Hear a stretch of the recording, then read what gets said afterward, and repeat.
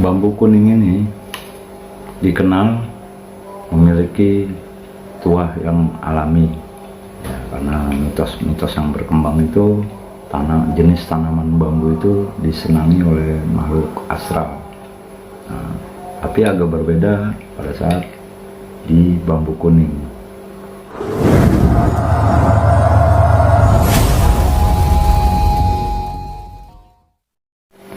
Assalamualaikum warahmatullahi wabarakatuh. Ketemu lagi dengan saya Pray di channel Jak Orang Malang. Bisa pada video kali ini saya akan bahas tentang bambu ya, yaitu namanya bambu kuning. Nah, bambu ini merupakan suatu jenis tanaman yang memang dari dulu sampai sekarang yang masih tetap ada, masih ada juga yang diminati, yang ditanam juga karena terkenal dengan tuah daripada mitos-mitosnya. Bambu kuning ini seperti ini misal, yang saya pegang potongannya segini ya. Ini bambu kuningnya, sebagian orang memotong segini-segini, tapi ada jadi liontin, sebagian lagi jadi kecil taruh saku. Jenis bambu ini kan ada yang agak besar ya, misalnya kebetulan yang saya dapat ini beberapa waktu yang lalu di suatu tempat, saya bawa pulang aja deh gitu, karena kepengen aja dibawa misal ya, pengen bawa pulang aja, bukan suatu maksud tertentu tentunya pemirsa ya. Jadi saya anggap ini apa ya, kenang-kenangan lah. Nah ini mungkin saya jadiin konten, akhirnya saya jadiin konten jenis bambunya itu bambu kuning namanya ya, misalnya seperti yang terlihat misalnya saya deketin ruasnya seperti ini. Ini memang waktu saya dapetin itu memang kayak gini, bukan karena saya patahin misal ya, padahal di sekitar lokasi tempat yang saya eksplor itu nggak ada pohon bambu kuning ya. Nggak tahu dari mana ini, mungkin ke bawah-bawah sama bocah-bocah kali ya, sama anak kecil dia main di lapangan bawa bambu buat ngejar layangan gitu ya, akhirnya patah ya. Saya nemuin, kan anggap aja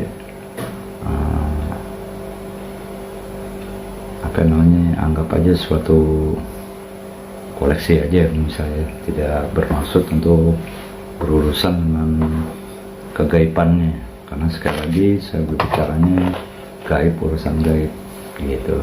Jadi kita kupas tentang mitos daripada bambu kuning. Bambu kuning ini dikenal memiliki tuah yang alami ya, karena mitos-mitos yang berkembang itu jenis tanaman bambu itu disenangi oleh makhluk astral.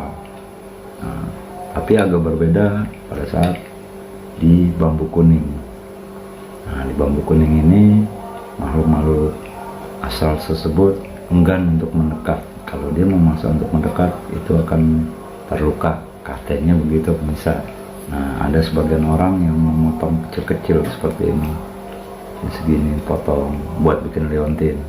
Kalau ada kecil lagi ditaruh di kantong, kecilan lagi yang cabang yang di sini ini kecilan lagi dibikin buat di dalam dompet.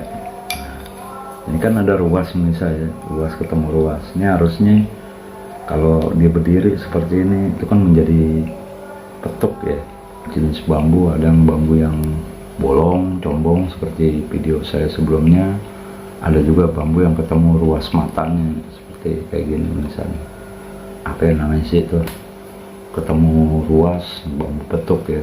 Ada juga namanya bambu halus, bambu buta. Nah, bambu kuning ini suatu jenis tanaman yang sangat tidak disukai oleh makhluk astral.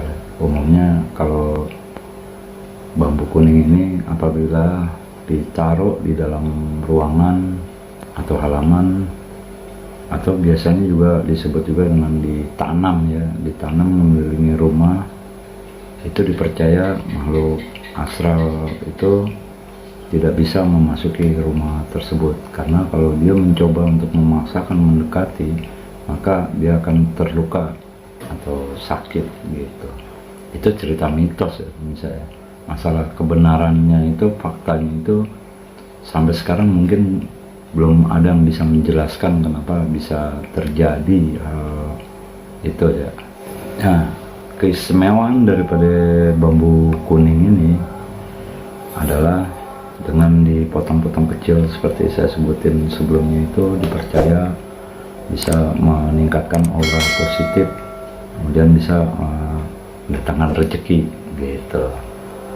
Kalau sebagian rumah yang ada halamannya, maksud saya begini, misalnya ada suatu rumah yang sering diincar maling atau pencuri, biasanya kalau kita menanam pohon bambu kuning ini mengelilingi rumah tersebut, maka mitos yang adanya itu pencuri itu tidak bisa memasuki rumah tersebut, mungkin dia nyasar atau gimana.